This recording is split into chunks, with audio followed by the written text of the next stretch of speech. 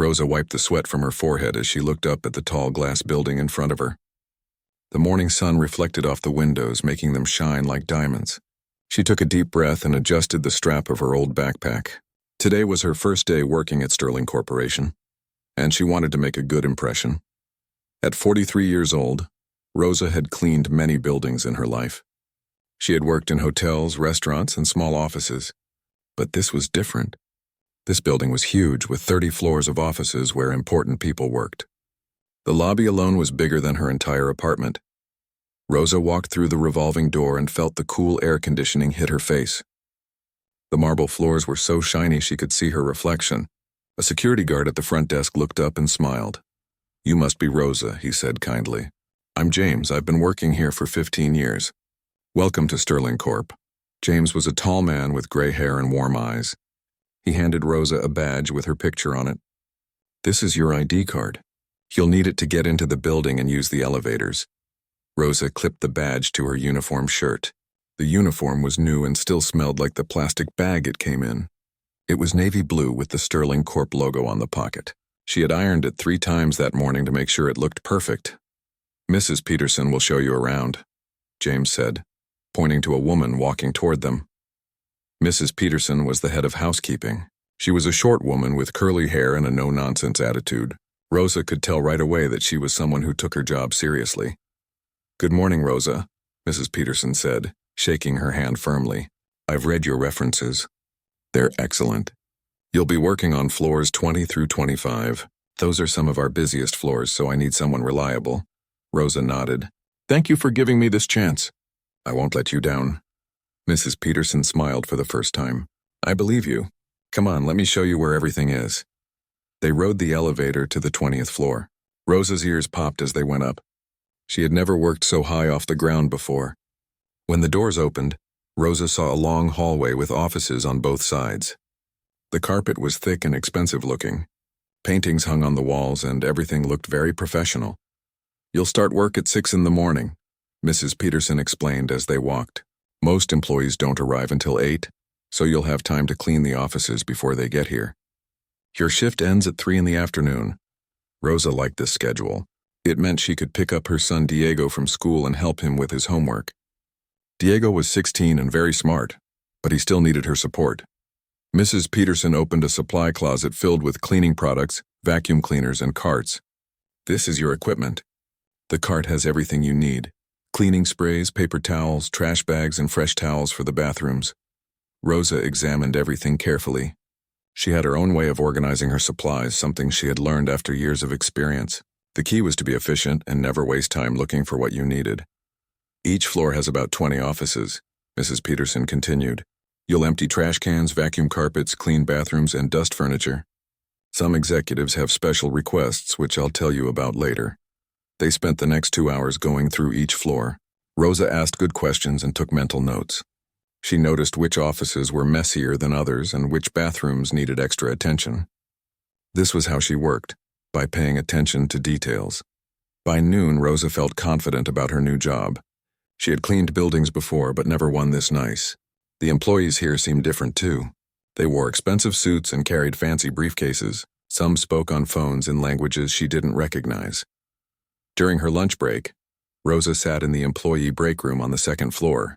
She had packed a simple sandwich and an apple. As she ate, she thought about Diego waiting for her at home. He was probably playing video games instead of doing his homework, but she would help him catch up tonight. "Excuse me, are you new here?" asked a voice. Rosa looked up to see a young woman in a green uniform similar to hers. She had friendly eyes and spoke with an accent Rosa recognized. "Yes, I'm Rosa. Today is my first day."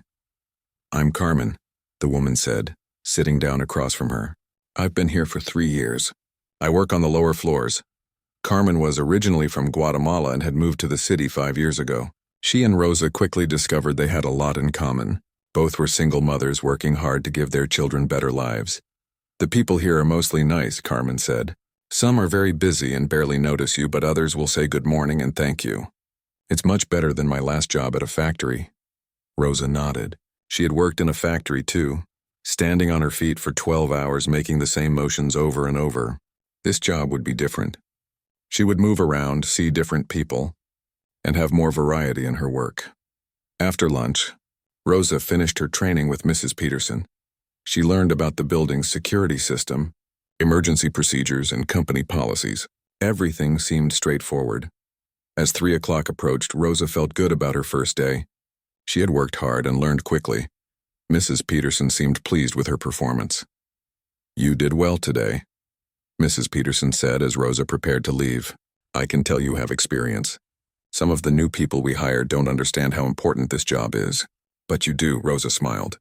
"This building is beautiful. The people who work here deserve to have it clean and comfortable." James waved goodbye as Rosa walked through the lobby. Outside, the afternoon sun was still warm. Rosa felt proud as she walked to the bus stop. She had a good job now with steady hours and decent pay. More importantly, she had a chance to prove herself in a place where her hard work would be noticed and appreciated. On the bus ride home, Rosa looked out the window at the city passing by.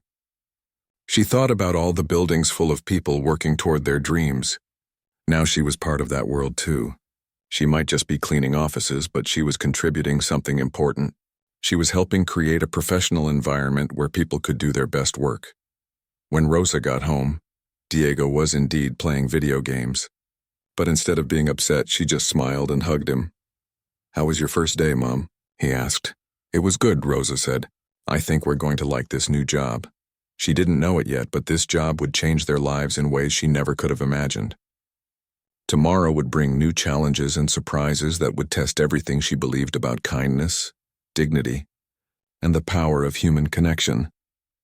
3 weeks had passed since Rosa started working at Sterling Corporation, and she had fallen into a comfortable routine. She knew exactly which offices needed extra attention, and which executives preferred their coffee cups arranged in a specific way. The job was going well, and Mrs. Peterson had already complimented her work twice. But something caught Rosa's attention that bothered her deeply. Every evening, as Rosa finished cleaning the 25th floor, she noticed a little girl sitting alone in the executive waiting area. The girl looked to be about 8 years old, with light brown hair pulled back in a ponytail and big brown eyes that seemed too serious for someone so young. The first time Rosa saw her, the girl was curled up in one of the large leather chairs reading a book. It was almost 7 o'clock in the evening, well past the time when most employees had gone home. Rosa wondered why such a young child was still in the building so late. Over the next few days, Rosa began paying more attention.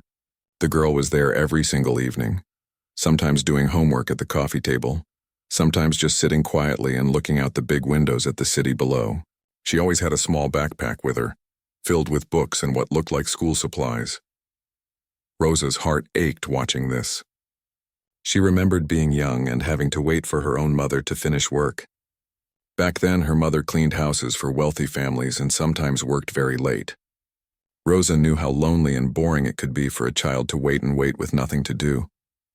One evening, as Rosa was vacuuming near the waiting area, she saw the girl's stomach growl loudly. The little girl looked embarrassed and pressed her hands against her belly, trying to make it stop. Rosa realized the child was hungry. The next day, Rosa made an important decision. When she packed her lunch that morning, she made an extra sandwich. Peanut butter and jelly, just like the ones she made for Diego when he was younger. She also packed an extra juice box and some crackers. That evening, Rosa approached the waiting area with her cleaning cart. The little girl was there again, working on what looked like math homework. Rosa pretended to dust the nearby tables while trying to figure out how to offer the food without scaring the child. Finally, Rosa took a deep breath and walked over. "Excuse me," she said softly in her accented English. "You hungry?" The girl looked up, surprised. Her eyes were indeed very brown, and Rosa could see she was tired. "I'm okay," the girl said politely, but her stomach growled again. Betraying her words, Rosa smiled gently and pulled the extra sandwich from her cart. "I bring too much food today. You want sandwich? Is peanut butter and jelly?" The girl hesitated, looking uncertain. Rosa could tell she had been taught not to take food from strangers, which was smart. But Rosa also sensed the child's hunger and loneliness. "My name Rosa," she said, sitting down in the chair next to the girl. "I work here, clean offices. I have son too, his name Diego. He's 16 now, but when he's little I always pack extra food." She held out the sandwich wrapped in neat plastic. "Is okay food. I make this morning." Something in Rosa's gentle manner and honest face must have convinced the girl, because she slowly reached out and took the sandwich. "Thank you," she said quietly. "I'm Lucy." "Nice meet you, Lucy," Rosa said with a warm smile. "You do homework?" Lucy nodded, unwrapping the sandwich carefully. "Math, it's kind of hard." Rosa looked at the worksheet. The problems were multiplication and division, subjects she remembered helping Diego with years ago. Even though Rosa's English wasn't perfect, numbers were the same in any language. "I help little bit?" Rosa asked, pointing to a problem. "Diego always need help with math too." For the next 20 minutes, Rosa sat with Lucy and helped her work through the math problems. Rosa used simple hand gestures and drew pictures on a napkin to explain the concepts. Lucy was a smart girl and caught on quickly. When Lucy finished eating the sandwich, her whole demeanor had changed. She seemed more energetic and focused. Rosa felt satisfied watching the child enjoy the simple meal. "Thank you, Rosa," Lucy said when she finished her homework. "That was really good." "You're welcome," Rosa replied, gathering her cleaning supplies. "I hear every day, same time. You need help with homework, you ask, okay?" Lucy nodded eagerly. For the first time since Rosa had noticed her, the little girl smiled. The next evening, Rosa again brought extra food. This time a ham and cheese sandwich with an apple and some cookies she had baked with Diego the night before. Lucy was waiting in the same spot, and when she saw Rosa coming, her face lit up. "Rosa," Lucy called out, waving. This became their routine. Every evening, Rosa would bring extra food and spend 20 or 30 minutes helping Lucy with her homework or just talking.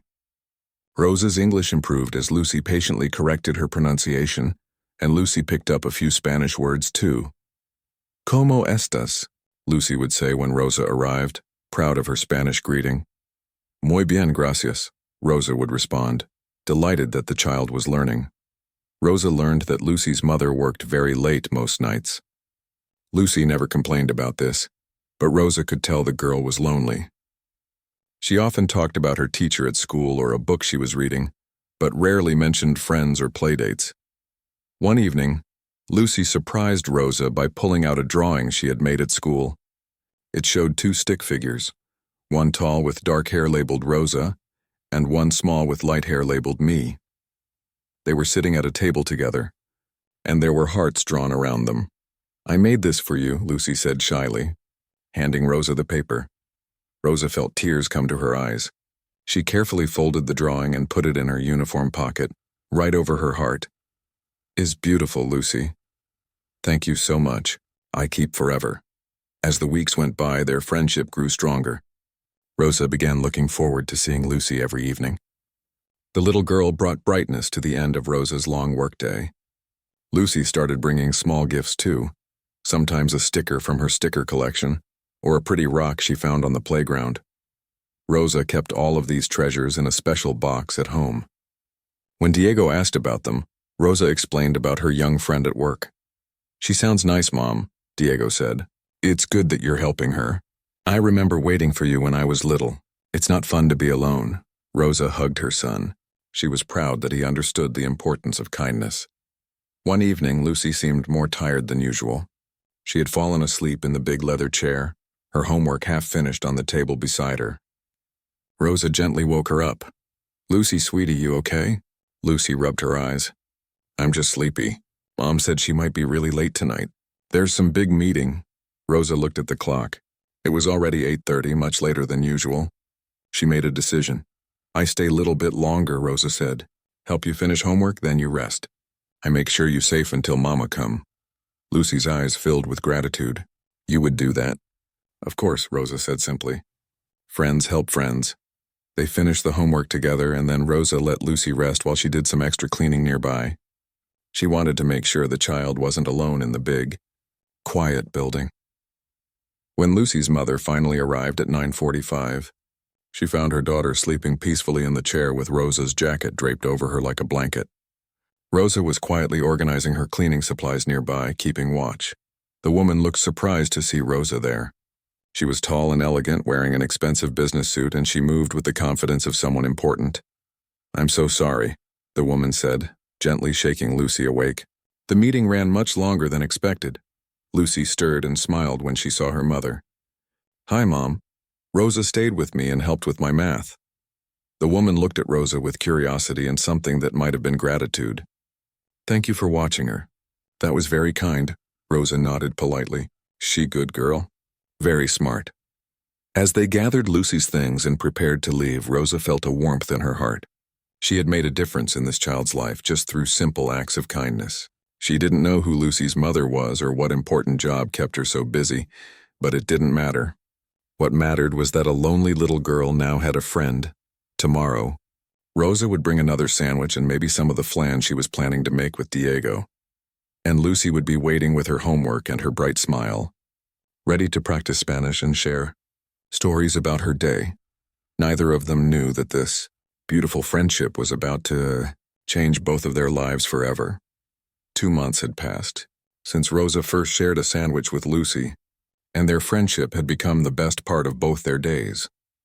What started as a simple act of kindness had grown into something beautiful and meaningful.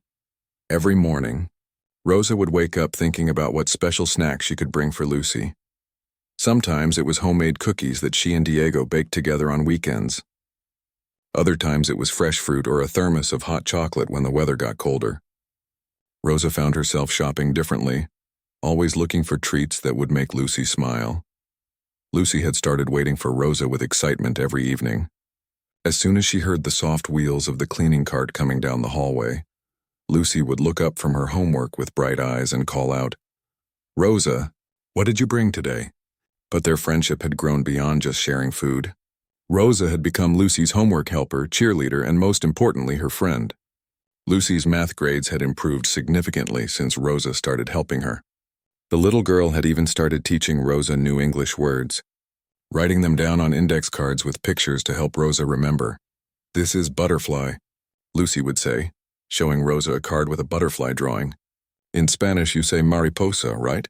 "Sí, mariposa," Rosa would confirm, proud of how quickly Lucy was learning Spanish words too. Their language exchange had become a game they both enjoyed. Rosa would teach Lucy simple phrases like, "¿Cómo estás?" and "Me gusta tu dibujo" when Lucy showed her new artwork.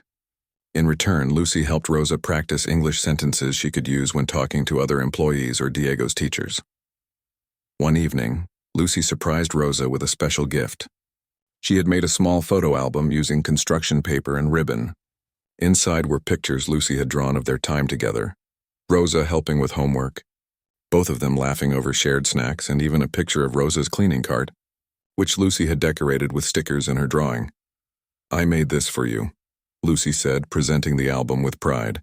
"It's our friendship book." Rosa's eyes filled with tears as she flipped through the pages. Each drawing showed the care and thought Lucy had put into remembering their special moments together. "Lucy, this is most beautiful gift anyone give me," Rosa said, hugging the album to her chest. "I treasure this forever." Rosa had started keeping Lucy's drawings and small gifts in a special box at home. Diego often found his mother looking through these treasures with a soft smile on her face. "Mom, you really love that little girl, don't you?" Diego observed one evening. "She like little sister I never have," Rosa admitted. "She has good heart, that one. Very smart, too." Rosa had noticed that Lucy seemed lonely despite having many expensive toys and gadgets. The little girl often mentioned classmates but rarely talked about close friends or playdates.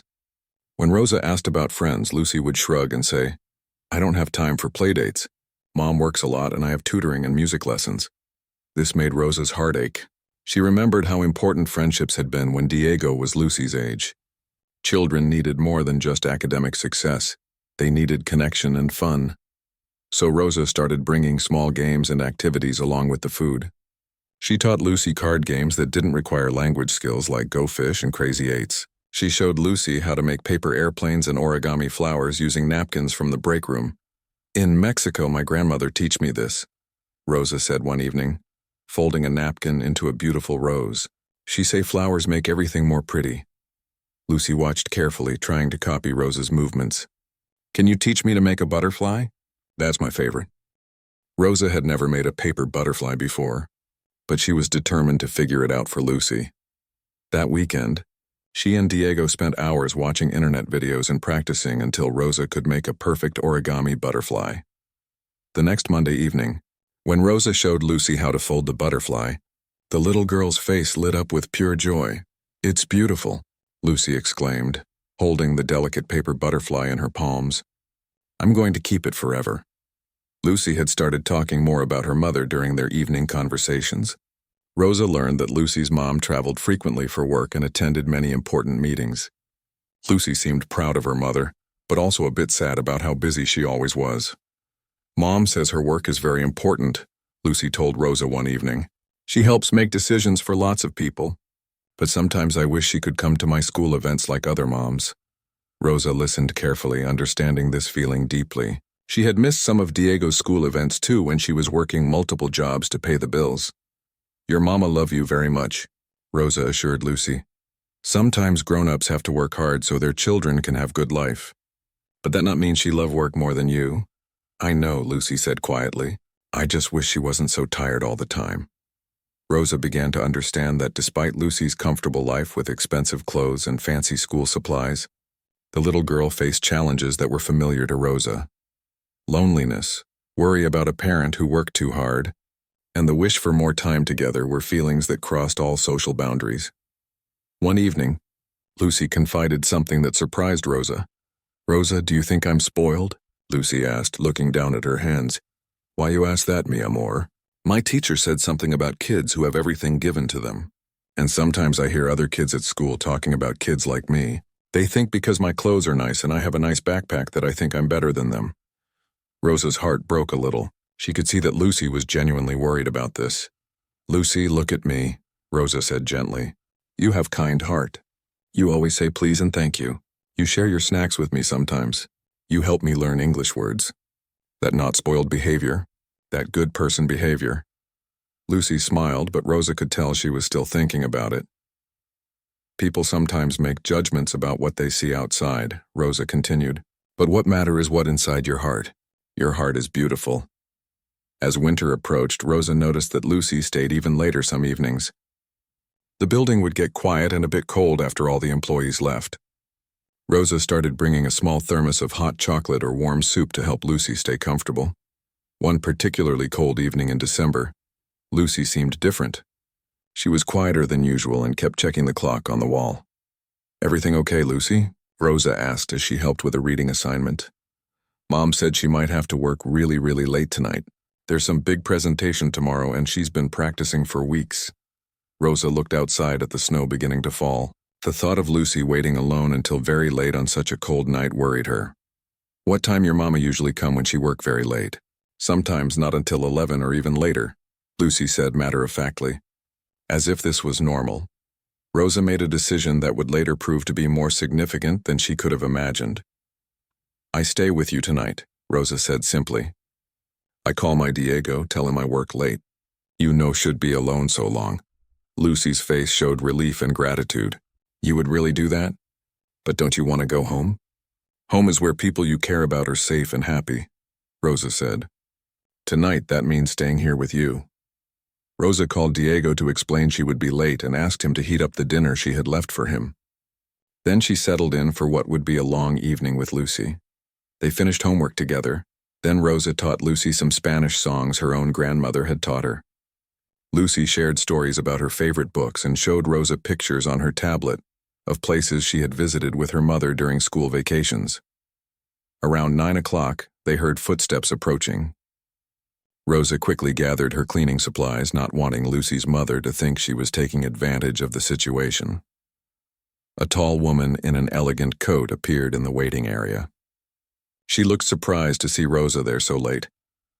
Lucy, honey, I'm so sorry I'm late again, the woman said, then looked at Rosa with curiosity.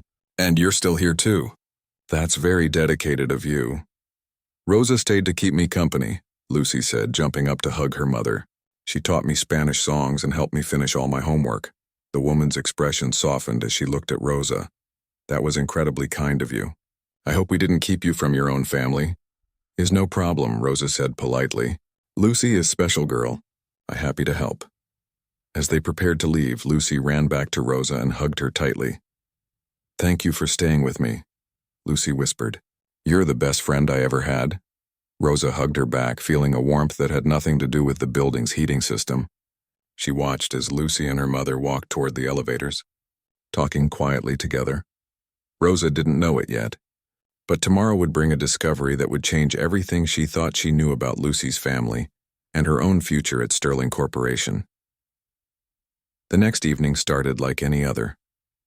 Rosa had brought Lucy homemade empanadas that she and Diego had made the night before, along with a new origami project she had learned from a library book. Lucy was working on a science project about butterflies, which seemed perfect for their paper folding activity. "Rosa, look what I found," Lucy said excitedly, showing her a book about monarch butterflies. "Did you know they can fly all the way from Canada to Mexico? That's where you're from, right?" "See Mexico, very beautiful," Rosa said, sitting down next to Lucy. "Maybe butterflies. Visit my hometown too." They were deep in conversation about migration patterns when Rosa realized she had forgotten to refill her spray bottles from the supply closet on the 23rd floor. It was getting late, and she wanted to finish her cleaning duties before spending more time with Lucy. "I be right back, mi amor," Rosa told Lucy. "I need get cleaning supplies. You work on butterfly project, okay?" "Okay. I'll practice making the butterflies you taught me." Rosa took the elevator up 2 floors to get her supplies. The 23rd floor was usually empty by this time, with all the offices dark except for the security lighting. She quickly filled her bottles and grabbed some fresh towels from the supply room. As she was heading back to the elevator, Rosa noticed a light on in one of the offices. She could hear someone moving around inside. This was unusual. Most employees left by 6 o'clock, and it was already past 8. Rosa's training had taught her to be careful about security. Mrs. Peterson had explained that sometimes people tried to get into the building after hours to steal things or access computers. Rosa decided she should check to make sure whoever was in the office was supposed to be there. She knocked gently on the office door and called out, "Hello? Security check." "Come in," came a woman's voice from inside. Rosa opened the door and stepped into what was clearly a very important office. The room was huge, with floor-to-ceiling windows overlooking the city. There was a massive wooden desk, expensive-looking chairs, and walls covered with awards and certificates. Rosa realized she was in the executive suite, the corner office she had never been asked to clean because it had its own private cleaning service. But what made Rosa freeze in place was not the impressive office. It was the sight of Lucy sitting at the big desk surrounded by papers and presentation boards. "Lucy?" Rosa said in confusion. "What you doing here?" Lucy looked up and smiled brightly. "Rosa! Come see my mom's presentation. She's been working on it all week." Rosa's mind struggled to process what she was seeing. Lucy's mom? In this office? Before Rosa could fully understand, she heard footsteps behind her. "Lucy, did someone come in?" "I thought I heard—" The woman's voice trailed off as she entered the room. Rosa turned around and found herself face to face with Lucy's mother, the same elegant woman who picked Lucy up every evening. But now Rosa could see her clearly in the bright office lighting, and everything suddenly made sense in a way that took Rosa's breath away. The woman was wearing an expensive business suit and had an air of authority that Rosa had noticed before but hadn't fully understood. Behind her, Rosa could see diplomas and photos on the wall, including several pictures of this woman shaking hands with important-looking people. And there on the massive desk was a nameplate that made Rosa's heart skip a beat. Catherine Sterling, Chief Executive Officer. Lucy's mother was Catherine Sterling, the CEO, the person who owned the entire building where Rosa worked. "Oh," Catherine said, recognition dawning on her face. "You're Rosa, aren't you? Lucy's told me so much about you." Rosa felt her knees go weak. She had been sharing food with and helping the CEO's daughter. She had been calling the CEO's child mi amor and teaching her origami.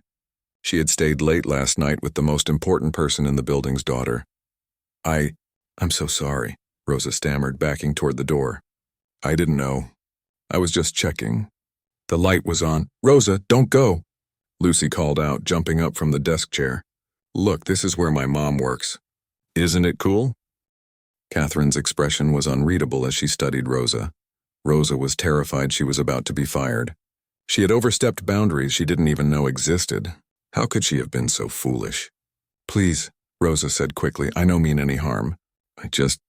Lucy was alone and she hungry, and I have son too, so I understand. I never mean to." "Rosa," Catherine said gently, raising her hand to stop Rosa's panicked explanation. "Take a breath. You're not in trouble. Rosa stopped talking but remained tense, ready to flee if necessary. Catherine looked at her daughter, who was still excited about showing Rosa around the office, completely unaware of the tension in the room. "Lucy," Catherine said, "why don't you show Rosa your butterfly project while I finish organizing these papers?" Lucy eagerly pulled Rosa over to a corner of the office where she had spread out her science project materials.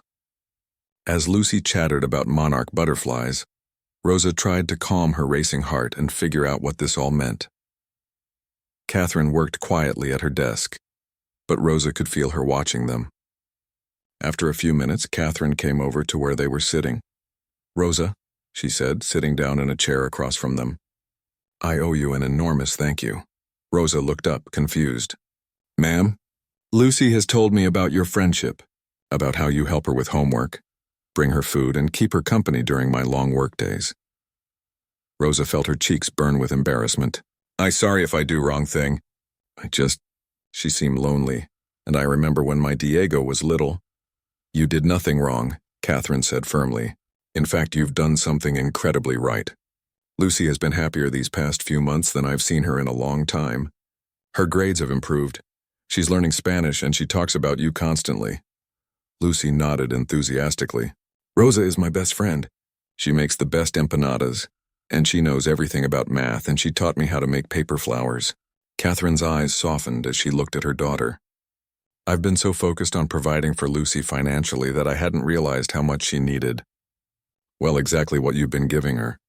Rosa began to understand that Catherine wasn't angry. She was grateful. But Rosa still felt overwhelmed by the magnitude of the situation.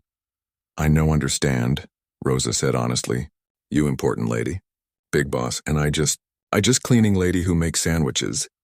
Catherine leaned forward, her expression becoming more serious. "Rosa, can I tell you something? I started this company 15 years ago with nothing but an idea and determination. I've worked 18-hour days for years to build it into what it is today.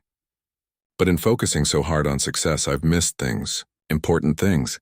She looked at Lucy, who was contentedly working on her project, secure in the knowledge that her two favorite people were talking together. "I've missed school plays because of board meetings. I've had to work through birthdays and holidays. I've hired nannies and tutors and tried to make up for my absence with expensive gifts and fancy vacations. But what Lucy needed was someone who would simply be present with her, someone who would see her as a person, not as a responsibility to manage." Rosa listened carefully, beginning to understand the weight of what Catherine was saying. "You gave her something I couldn't," Catherine continued. "You gave her your time, your attention, and your care, expecting nothing in return. That's not something you can hire or buy. That's something that comes from the heart." Lucy looked up from her project. "Rosa, are you okay? You look sad." Rosa realized she had tears in her eyes. "I'm okay, mi amor, just surprised." Catherine stood up and walked to the window, looking out at the city lights below. "Rosa, I need to ask you something important. And please be honest with me." Rosa's heart started racing again. "Yes, ma'am." "Do you enjoy spending time with Lucy? Or have you been doing this because you felt you had to?" Rosa didn't have to think about her answer. "I love Lucy like she my own daughter. She bring light to my day. When I see her smile, when she learn new Spanish word, when she show me her homework, it make my heart happy." Catherine turned back to face them, and Rosa could see something like relief in her eyes. "In that case," Catherine said, "I have a proposition for you. But first let me ask, what are your dreams for your son Diego? What do you hope his future will look like?" Rosa was surprised by the question, but she answered honestly. "I want him finish school, maybe go to college. I want him have better life than me, more opportunities. I want him not have to clean buildings when he's 43 years old just to pay rent." Catherine nodded. "And what about you? What do you dream about for yourself?" Rosa had never been asked this question by someone in authority, and it took her a moment to find the words. I want to be person who matter, who help others. I want my work means something." "Rosa," Catherine said, her voice becoming formal but warm, "your work already means something. It means everything to Lucy, and it's meant more to me than you know. What would you say if I told you that I want to offer you a position that would change your life, and Lucy's life for the better?" Rosa felt the world spinning around her. Nothing that had happened in the last hour made sense according to everything she thought she knew about her place in the world.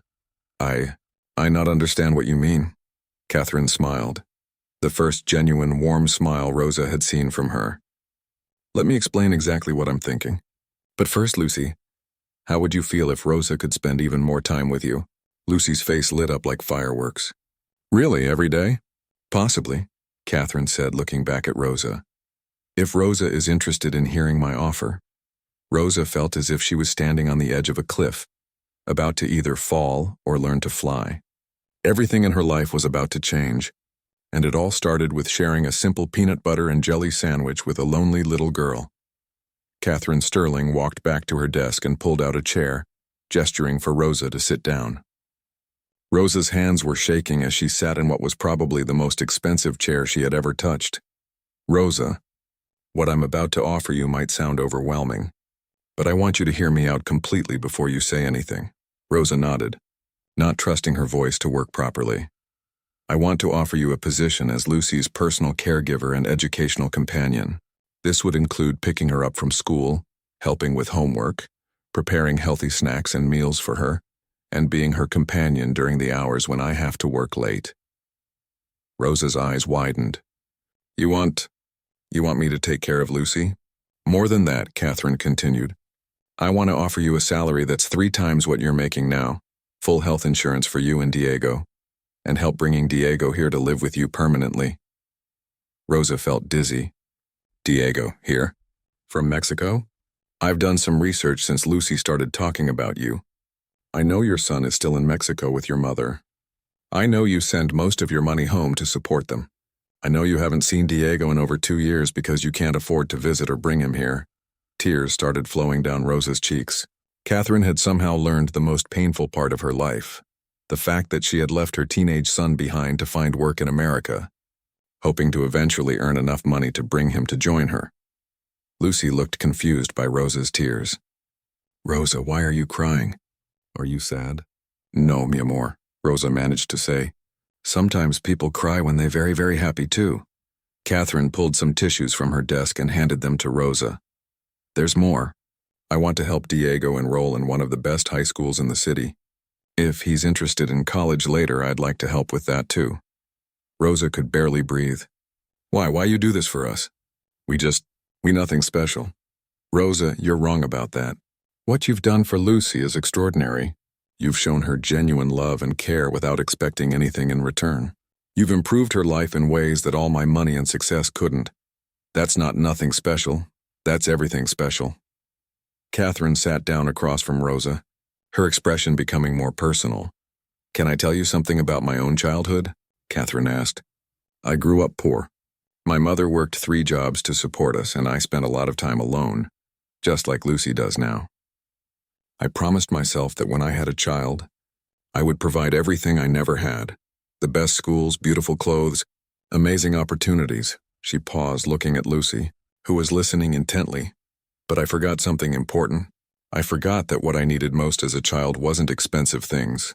It was someone who cared about me, who paid attention to me, who made me feel valued and loved. You've given Lucy something I lost sight of in my focus on financial success. Rosa wiped her eyes, trying to process everything Catherine was saying. I've been watching you two together for the past few weeks, Catherine continued. I see how Lucy lights up when you arrive. I see how proud she is when she teaches you English words. I see how secure she feels knowing you'll be here for her. That's not something you can buy or hire through a regular employment agency. Lucy suddenly stood up and ran to Rosa, throwing her arms around her. Rosa, please say yes. I want you to be with me every day. And I want to meet Diego too. Rosa hugged Lucy tightly, her mind racing. This opportunity was beyond anything she had ever dreamed possible. But it also seemed too good to be true. Mrs. Sterling, Rosa said carefully, I'm very grateful for offer. But I need ask, what happened if someday you not happy with my work? What happened to Diego then? Catherine nodded approvingly. That's a smart question, and I'm glad you asked it. First, I would never bring Diego here and then send him away unless he chose to leave.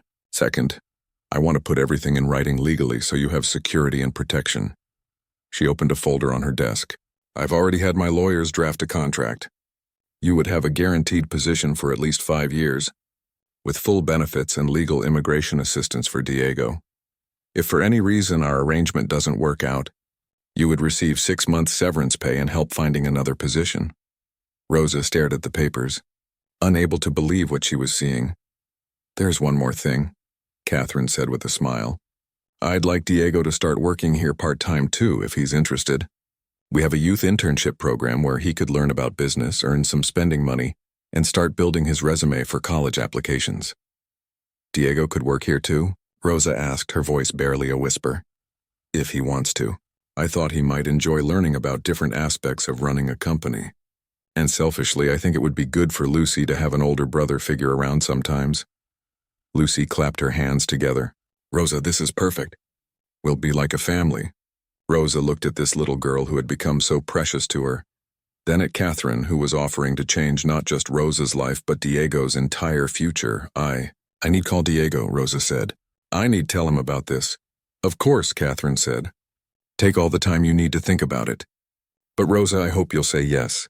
You've already proven that you're exactly what Lucy needs, and I think this arrangement could be wonderful for all of us." Rosa pulled out her old cell phone with trembling fingers and dialed Diego's number in Mexico. When he answered, she could barely speak through her tears. "Diego, mi amor, something incredible has happened." She explained everything to Diego in rapid Spanish. While Catherine and Lucy waited patiently, Rosa could hear the shock and excitement in her son's voice as she described the offer. "Mama, are you sure this is real?" Diego asked. "It sounds too good to be true. I think it real, mijo." The lady, she very serious, very honest. "And Lucy, Diego, you will love Lucy. She like little sister for you." "When would I come?" Diego asked. Rosa looked at Catherine questioningly. Catherine understood and said, "As soon as possible. We can start the paperwork immediately. He could be here within a month." Rosa translated this for Diego and she heard him gasp.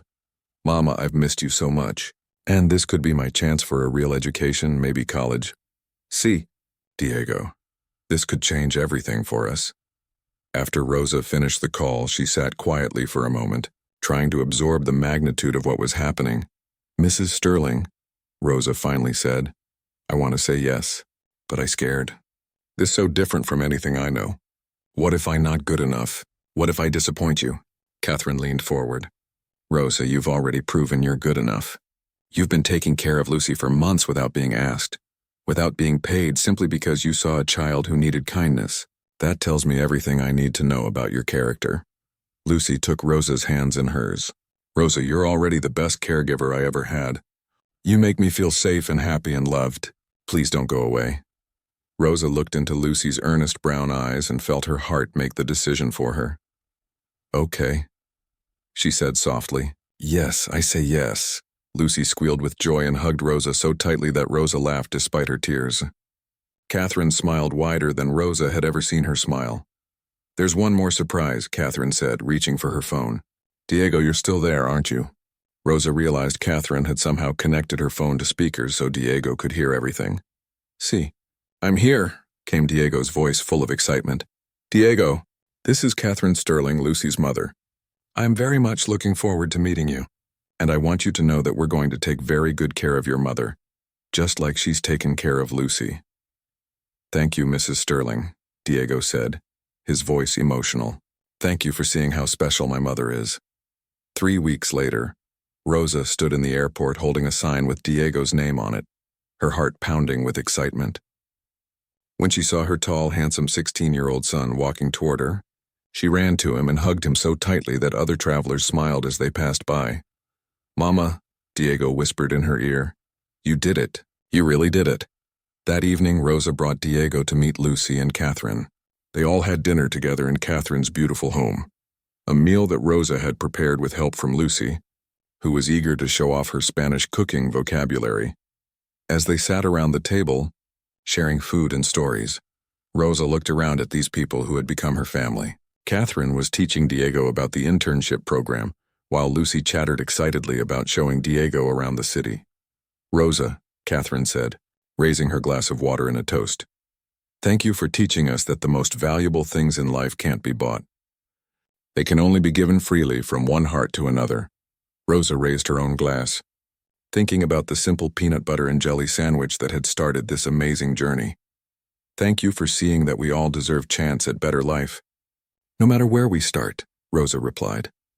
Lucy stood up on her chair and raised her juice box. Thank you for being my best friend and sharing your food with me. Diego laughed and raised his glass too. Thank you for taking care of my mama and giving us hope. As they clinked their glasses together, Rosa realized that sometimes the most extraordinary changes in life begin with the most ordinary acts of kindness. She had simply shared a sandwich with a lonely child, and that simple gesture had opened doors she never could have imagined. Looking around the table at her new family, Rosa knew that the best chapters of their story were just beginning. Lucy would grow up knowing she was truly loved and cared for. Diego would have opportunities for education and success that had seemed impossible just months before. And Rosa would continue doing what she loved most, taking care of people and making a difference in their lives. Some stories end with dramatic revelations or shocking twists. But the best stories, Rosa thought, end with people finding where they belong and discovering that love, kindness, and human connection are the most powerful forces of all.